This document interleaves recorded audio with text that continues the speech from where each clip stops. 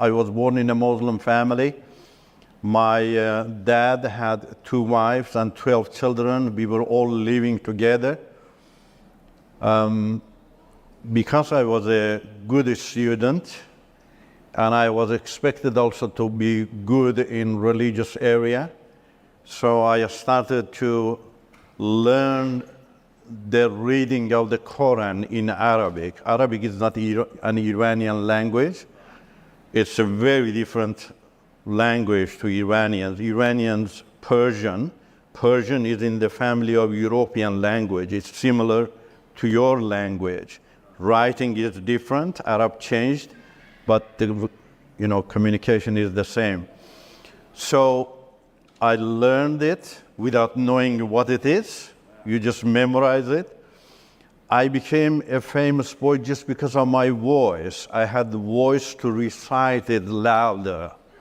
That attracted attention, and that got me very much involved in religious activities, learning, rituals and reciting the Quran and, doing some other ceremonial things. We also learned from childhood that Islam is the continuation of Judaism and Christianity. Moses was a perfect prophet, all other prophets, Abraham and Jesus. The Prophet of Islam came to complete the task, to perfect the task. Now, why this is so? Because the Prophet of Islam attended the church for about 3 decades. His first wife was a Christian. The church was just a social club in that time, unfortunately. He didn't learn something good, logical, but a lot of Christian traditions and the Jewish traditions are in the Quran. You can find it. And some verses of the Bible exactly there. And the name of most prophets are in the Quran. So Moses was perfect. Jesus was perfect. Muhammad came to perfect their missions. But the Quran says Jesus is the only sinless one. The others are sinners. But if you say to them, look, hey, Jesus is the sinless one, how about I have the Quran, but just call myself a follower of Jesus, you have to be killed. He is perfect. Your prophet is not perfect, but you're not allowed to follow Jesus. Oh, Allah decided so. Well, Allah has done a mistake. Because you cannot perfect the job with a sinner. You have to perfect the job with the sinless. So that was the mindset we had in that country.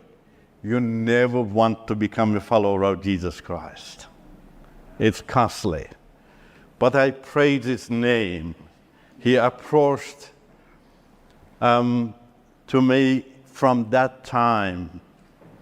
And I have stories with him. He was building stories with me one day to amaze me. I'm going to give you the first story to you. I see some young people here. By the way, you're all young. While I was in grade 7, one day we had a sport class. Our teacher asked us to go and play in the playground whatever we liked. We were 7 boys. One of the boys jumped immediately and took a paper from his notebook, divided it into 7, went in a corner, wrote something inside each, and then folded them, and then came to us and mixed them very well in his palm and said, this is the game. We are taking one each and open in turn that it speaks about our future. So we were trying to really make fun there. And we each took one, and a couple of us were trying to be the last one to open the ballot. I succeeded to become the last one, the 7th one to open it. We were in grade 7, 7 boys. I was the 7th one, opened it. The first one opened, there was written, "You'll become a teacher in the future." So we jumped, clapped and raised our voices, just become happy and to have fun. The second one, "You'll become a doctor." The other one, an engineer or a governor or something like that. And each time each opened, the excitement was there. Now, I was thinking mine would be the best. Why? Because I was more righteous than them. That's an Islamic mindset. If you're righteous, if you're pastor, you're better than everybody else. You deserve more than others. If you read the Quran, that's the case with the Prophet of Islam. He has every opportunity, and others do not have it. It's not like Jesus. He didn't have a pillow even to put his head on. So I was thinking mine would be the best. And I opened mine, there was written, "You'll become a follower of Jesus Christ." That was the most ugly thing I could have in my life. I was embarrassed. It made me angry. And I attacked the boy. And I caught him, and I'm punching him, telling him, "I'm going to kill you no matter what happens to me." And other boys worried, and they came to help him to release him from my hand. I was crazy. I was punching them too. While I was punching him, he was crying. He shouted over me and told me, "Did I write it for you? You saw that I mixed them very well. You were waiting there for the last one. We took before you. We could have taken that. I didn't put in your hand. You took it. It's your problem why you're punching me. It's your problem." My little conscience told me, "Yeah, he didn't put in your hand. You took it." So I gave up killing him. But I did not play with them anymore and went in a corner, and I was crying there. What a horrible thing happened to me because I was a religious boy, But I never forget, in the midst of that sadness, a voice in my heart told me why it is horrible to be a follower of the most respected prophet. They call it prophet. But he is respected. Why it is horrible? I never found a response to that question after I gave my heart to Jesus after decades. So it's stories like this, it just amazed me after decades that he was planning for me. He had something for me. I have other stories, amazing stories really. I don't have time to speak about them. It just even my kidnapped by the government was the story of, the soldiers went to take him. The words I said to the soldiers, they kidnapped me, the religious soldiers of the Ayatollah. And the words I told them, I said, in the daytime I was sitting among you. You could tell me to come. Why did you kidnap me? When I read the gospel, I poured tears. Oh, wow. He was doing this for me to identify with him. A radical Muslim to identify with him. So the stories are amazing, really. Anyhow, I completed my high school, entered university. In the university, I became a radical Muslim. Why? The king of Iran, Shah, was trying to westernize the country. But the radical Muslim clergies, mosque leaders hate the West.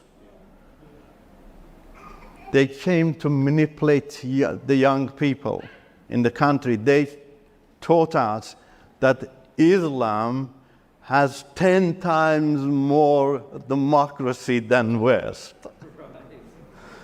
We didn't know that because we didn't know Islamic political social philosophy. Islam just needs a blind obedience. Blind following actually is a virtue. You're a pious, as Quran says. And so we believed that. We said, yeah, we have going to have 10 times more democracy in this country. Gradually, I became a radical Muslim and became the follower of Ayatollah Khomeini. By the way, from Iran, I have come from there. We have come from the Caspian Sea. And became his follower to the extent I even wanted to be seen like him, my face to be like his face. You know, the connection was so strong. And got involved in protests like many other students, and the protests became countrywide. The king of Iran killed some, but eventually he said, am I going to kill all my nation? No. He left the country. And the country fell into our hands with the leadership of Ayatollah. Because I was a famous boy, that's me here, I was initially invited with 2 others to become one of the chief executive officers of this revolutionary army in Iran, which is the source of terrorism all over the world. But I praise his name. Something happened. It didn't work for me. It worked for the other ones. Didn't work for me. And so I didn't go. I was in Tehran at the beginning of the Revolution 79. Then I saw that clergies are rushing, so thirsty for political position. They had promised us that they wouldn't take any political position because Iranians know clergies. If they get involved in politics, they create mess. They have in their history. But it was for the first time that Ayatollah promised Iranians no politics for us. We just want you to have democracy. But we didn't know you should not trust any Islamic clergy. Because lying is part of Islamic doctrine. We knew that, but we didn't know that our big brother, righteous brother, would be able even to deceive the less righteous brothers and sisters. We didn't know that. So it was too late, because by the time he established the Revolutionary Army and he was the chief commander, but some of us said, no, this is not going to work. This is going to destroy our country. This is going to destroy our own life, so we better to be vocal now. I was one of them. And that brought a death sentence on me. Like many others, the independents were so strong in the first year. Actually, the first president was an independent president, and he plotted to terrorize him, but 3 times plot didn't work, and eventually the president-elect of the country, with more than 80% of people's vote, ran away. And after that, some of us were able to run away, some were killed.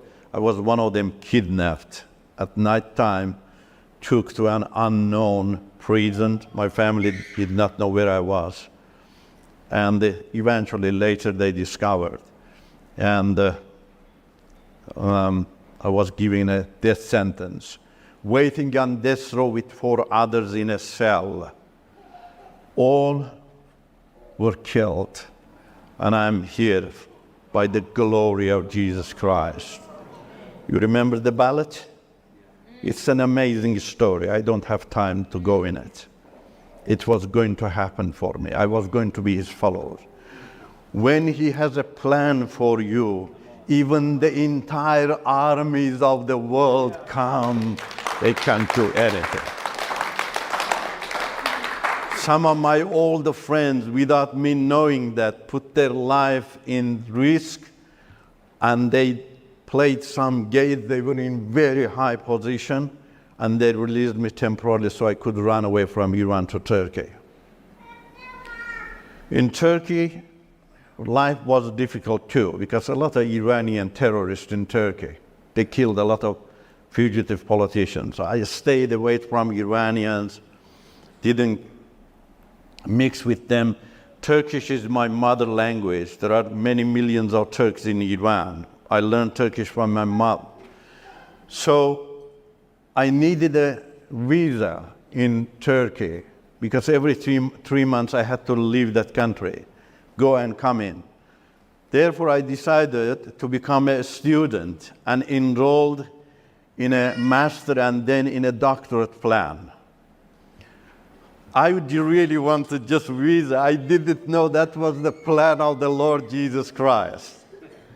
The major of my doctorate is about cultures, religions, and philosophies. So I needed to compare the major cultures and religions and ideologies, like different kinds of socialism, and to see how they impact the culture of people, their ethics, their personality, their morality, their leadership.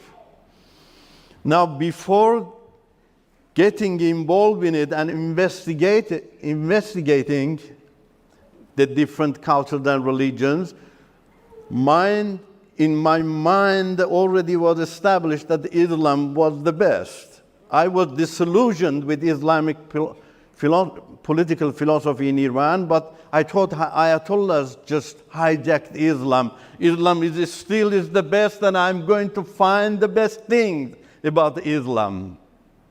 I never thought about Christianity, because Christianity and Judaism are always evil in Islamic countries, because they were strong right from the beginning, and Prophet of Islam had no choice but to demonize them so Muslims become careful. So it's in their mindset just to stay away from them. I never thought about Christianity. After investigation, piling all my data, I was amazed and shocked. Amazed to see Christianity at the top of the pyramid. Shocked to see Islam at the bottom of the pyramid. It's amazing. Nearly 2 billion Muslims think that Islam is the best.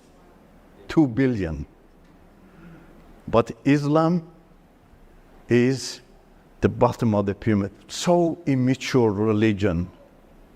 And they call it perfect, and they give their life for it.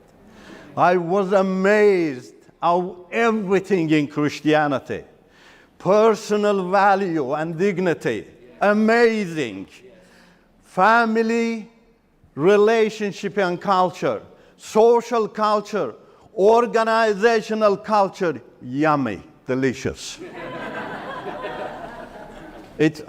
These words rescue me from 2 hours talking.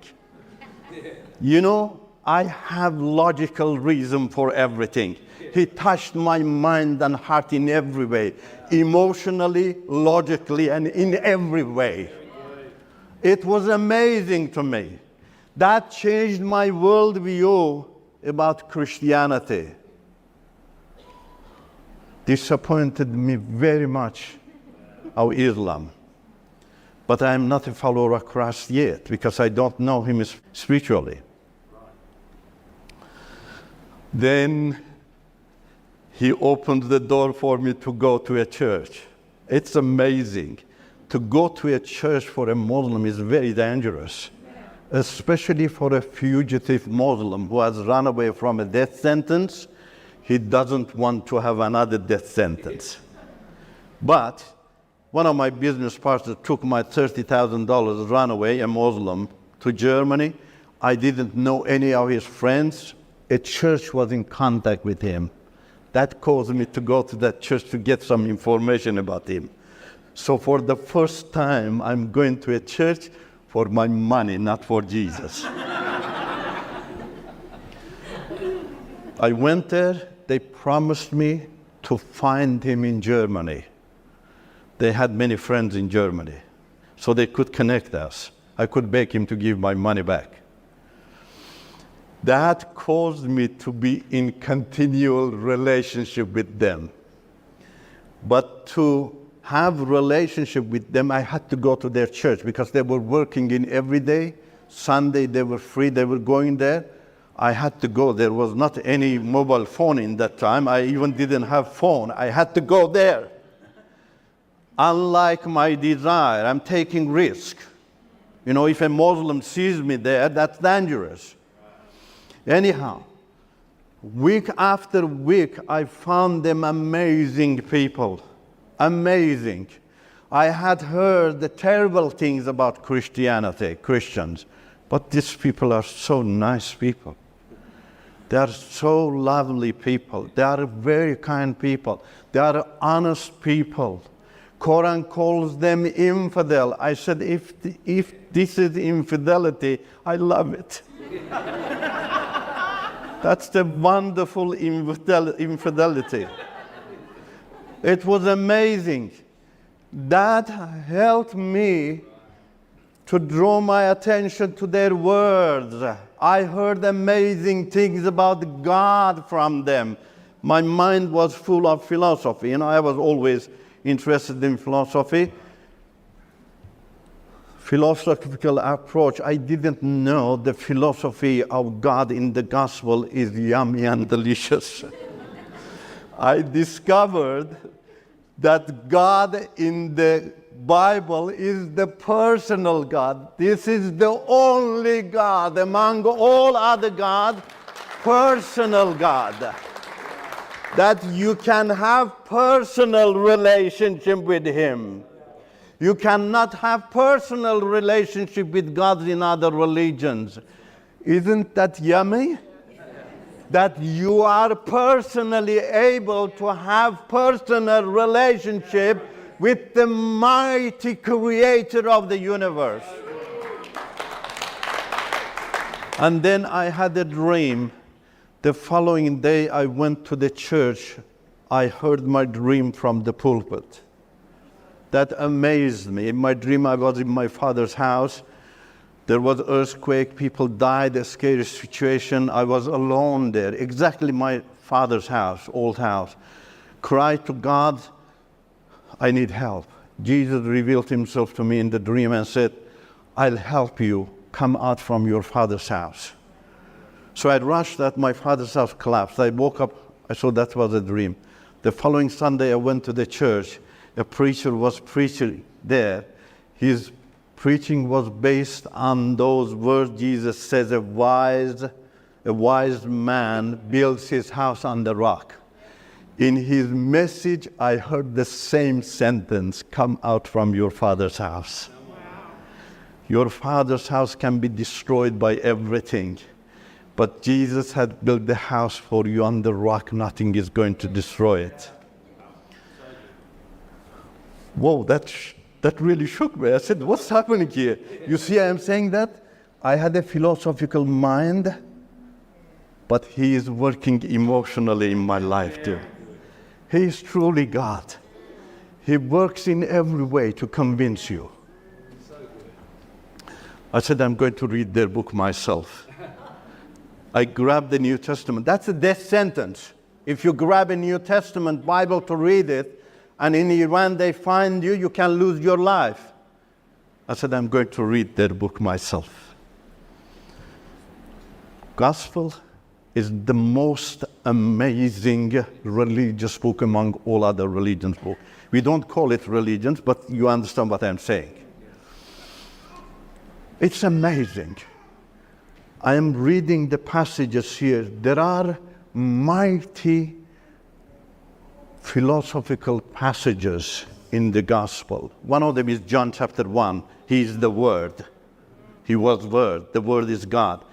That definition is the same in all other religions. What is God? The Word. What kind of Word? The difference starts here. What kind of word? In all other religions, the unknown word. Now, in all other religions, they are following unknown God. Do you follow an unknown person in your life? Do you go to a street and find an unknown person, Madam, sir, I don't know you, but I'm going to be your follower? Do you say that? You don't. because it's not logical. In all other religions, they are following unknown gods. But there I understood the God in the Bible is known.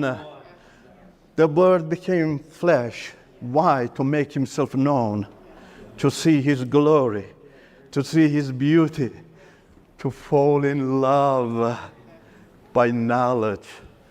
God wants his lovers to know him. When you see him, you just fall in love.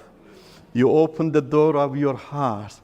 He comes in, and the other guy rushes out. Because Satan and God cannot live in one heart together. They are enemy. Oh, it was yummy. Yummy philosophy. Relationship. When you have relationship with him, your relationship with Satan is canceled. Oh, what a freedom. That's called freedom. That's what freedom means in Christianity. I finished the gospel for the first time. I saw all other gods and the God of Islam are not real gods. They are made in the image of man. They cannot be true God. I started to read the gospel again. And this time the love of Christ hit my heart, my mind, my conscience. I found that he is the only one has the right definition for love. Unconditional love. All other religions and ideologies speak about conditional love. Conditional love is betraying love. Have you ever said to your spouse, honey, I love you very much, but 85%?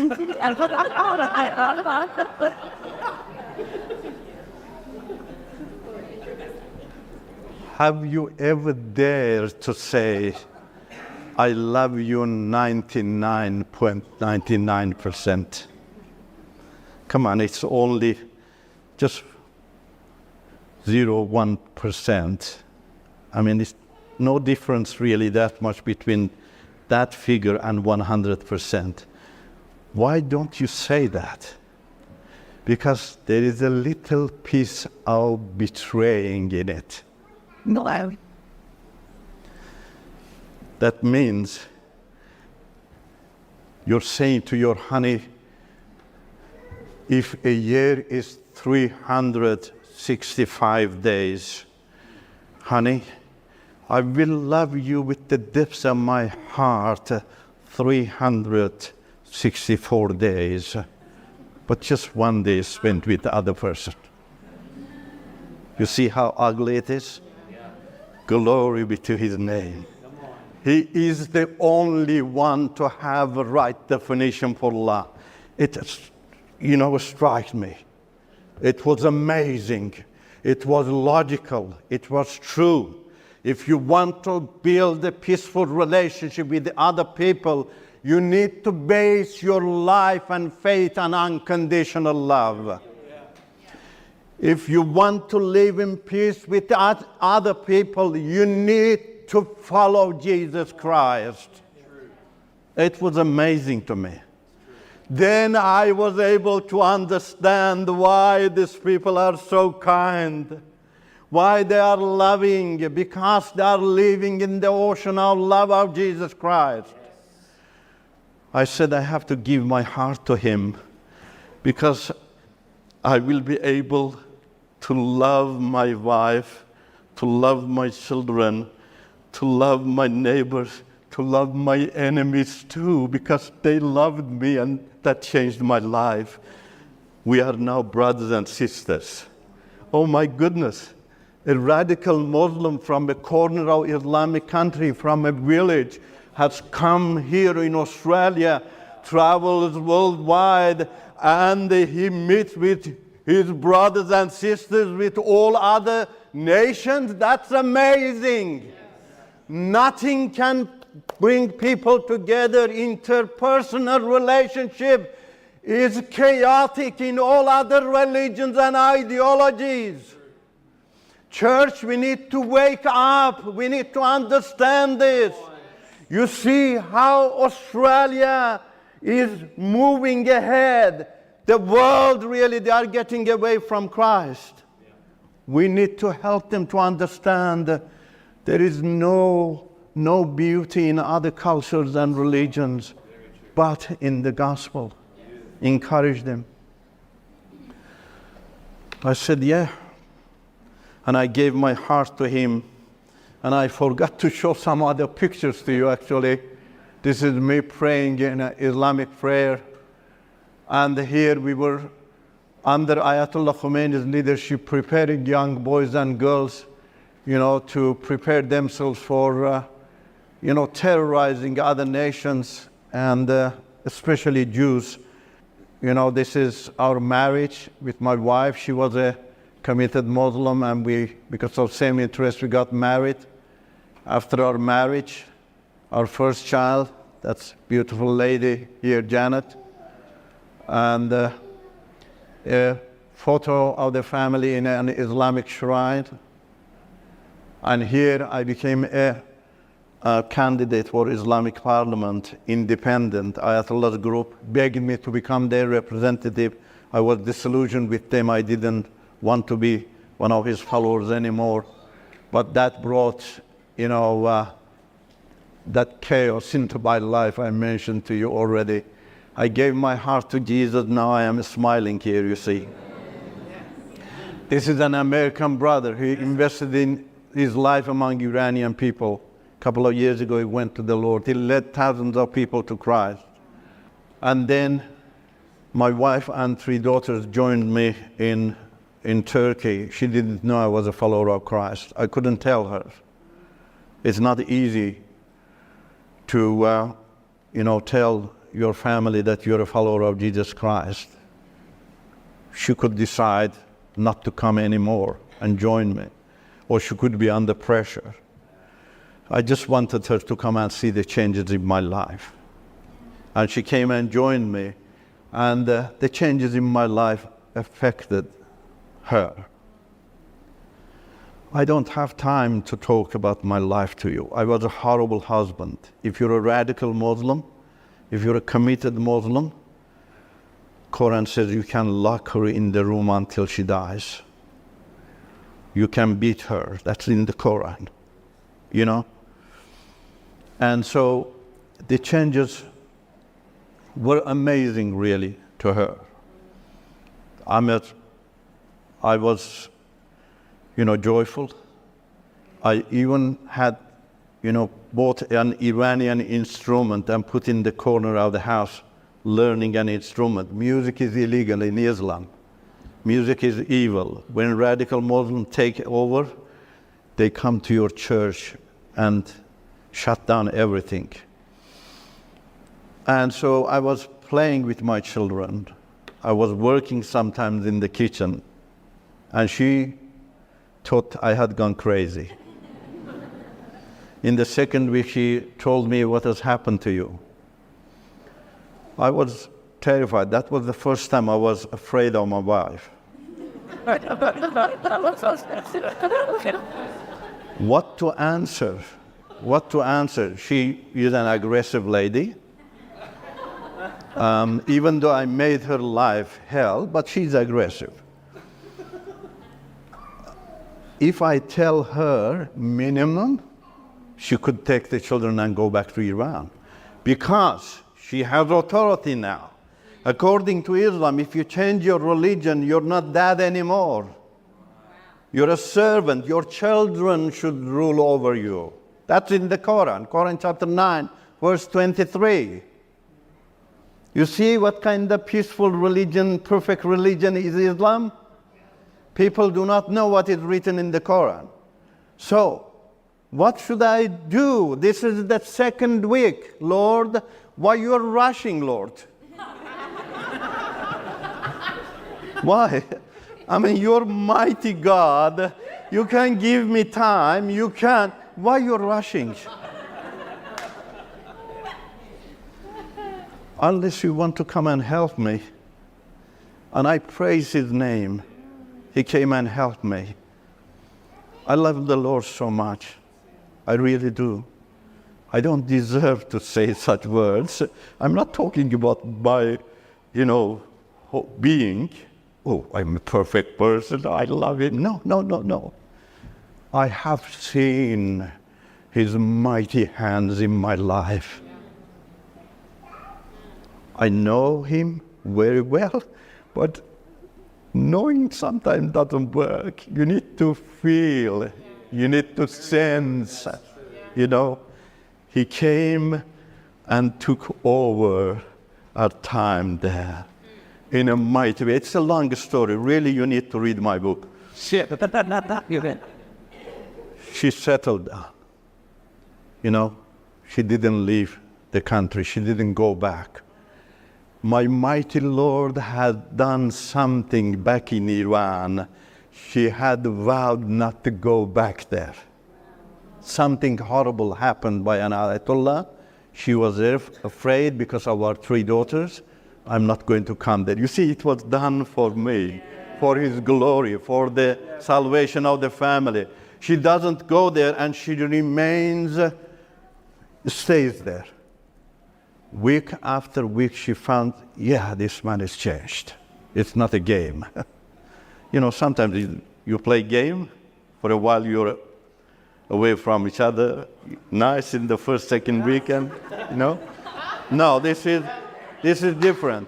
Now, this man is not perfectly changed. There are still problems, but he is changed. Oh, wow. Jesus changed him. Gospel changed him. In my absence, without telling me, she was taking my gospel and reading it. She didn't say that to me. Because in Islam, somebody is going to hell.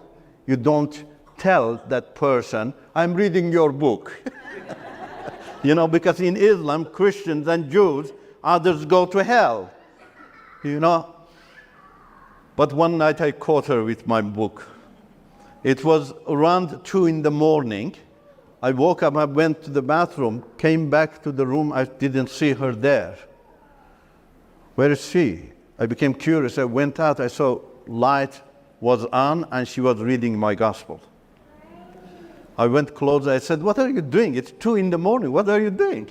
Oh, you're reading my book? It's amazing. She was reading Matthew chapter 19. Matthew chapter 19 is the best chapter for Muslim ladies. Because that chapter says one husband, one wife, become only one. In Islam, one husband, many wives. 4 legal wives, as many as concubines. She was a committed Muslim. She knew that, but she never liked that idea. And nobody supported that in Iran. Now, she has opened the gospel randomly. Matthew chapter 19 has come. She reads a little bit and then says, oh, this book is a good book.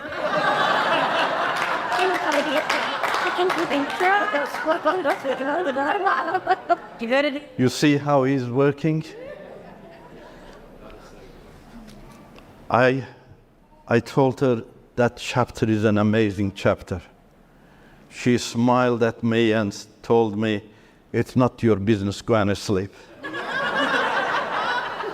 And I went to the room, locked the door, knelt down there, praised his name. I said, you're the best evangelist. You know how to touch hearts. After that, she took it serious, read the gospel seriously. Gospel touched her mind and heart, and eventually she gave her heart to the Lord. And the Lord changed the entire family and put a smile.